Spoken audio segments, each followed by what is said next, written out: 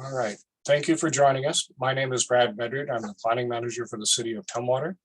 I will be going over some of the housing and homelessness strategies the city has been undertaking over the past few years.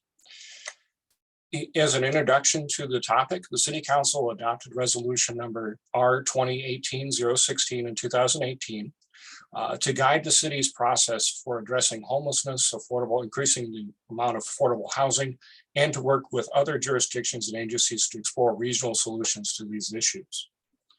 In the resolution, there were three primary strategies. The first strategy is increasing the supply of permanent income restricted housing. And there's been a number of actions the city has taken to try to make that strategy work. The first one was reducing fees for permanent low-income housing projects in 2021. That was fees across the board: submittal review fees, impact fees, connection fees, and so forth. The city has also expanded its multifamily tax exemption program to more areas served by public transit, and also included a restriction for 12-year exemption if 20% of the units are low income. So there is now a substantial portion of the city that's available for that program. In addition, the city has been working with nonprofits groups such as Home First to make housing opportunities available as they arise for lower income people. One recent project was that the city worked with Lot to purchase a house and then in turn turn that over to Homes First to convert into affordable housing. In addition, the city's been working on a number of actions with nonprofit groups to ensure that the manufactured home parks in the city continue to provide affordable housing, with the aim of increasing property ownership by the residents of those communities. The second strategy is to make it easier for households to access housing and to stay housed. The city is currently working on tenant protection regulations to augment recent changes to state law.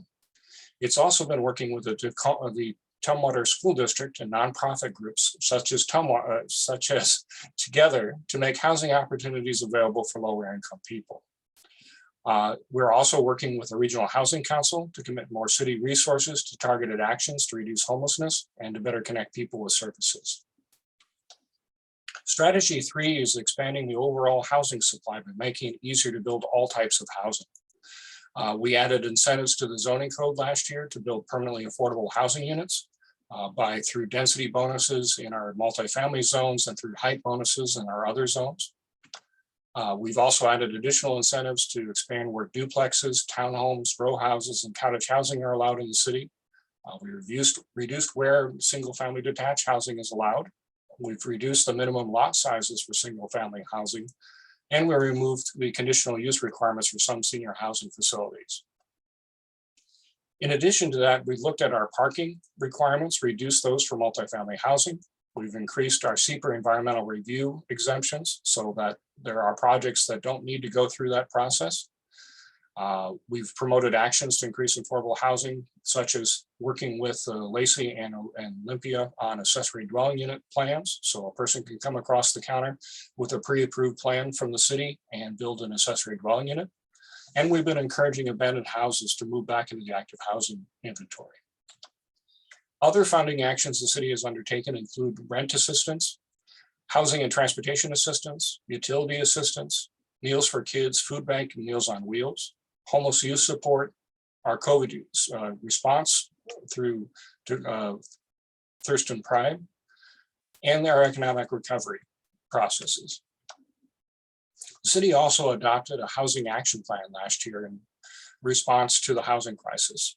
That housing action plan incorporates all the actions that were in that original resolution and is focused on preserving and creating permanent housing.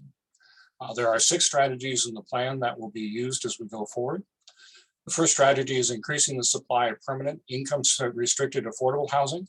The second strategy is making it easier for households to access housing and stay housed. That includes both rentals and for people who own their homes. Strategy 3 includes expanding the overall housing supply by making it easier to build all types of housing projects. So that means we'll continue to look at our development regulations and determine what we can do to simplify those as needed. Strategy 4, increasing the variety of housing choices. That could be expanding where we allow particular kinds of housing in particular areas of the city. Strategy 5 is continually building on the resources, collaboration, and public understanding. This is really the work with the community and the builders and the residents to determine what things that we can do on the educational side and what things that we can do to support efforts from nonprofits and so forth going forward. And then finally, strategy 6, establish a permanent source of funding for low-income housing. That will be something that we'll be working closely with the Regional Housing Council on. In terms of expected residential development, it's important to remember that it will take some time to see how the market responds to recent regulatory changes. The typical timeline for a residential project, such as a subdivision, is 3 to 4 years, meaning from the time that somebody decides that I'm going to purchase a piece of property and develop it to the time that they have the lots available and the houses built to sell. So it will take some time to see what the changes that we made recently actually play out on the ground. And then, as mentioned, it sometimes could take over a decade before we can see how that works out. In terms of our expected development in the city, we're expecting more than 800 single family lots to be coming online in the next 2 to 3 years based on current development. We're expecting close to 700 multifamily units in the same time period. And then we're expecting to have over 1,500 housing units come online in that time period as well.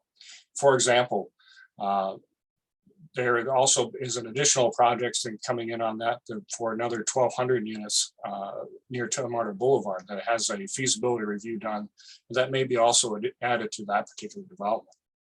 If you have any questions or if you have any comments on what we've talked about or want to find out more information, you can reach out to me at the City of Tumwater. My name again is Brad Medrud, and I'm the planning manager for the City of Tumwater. Thank you.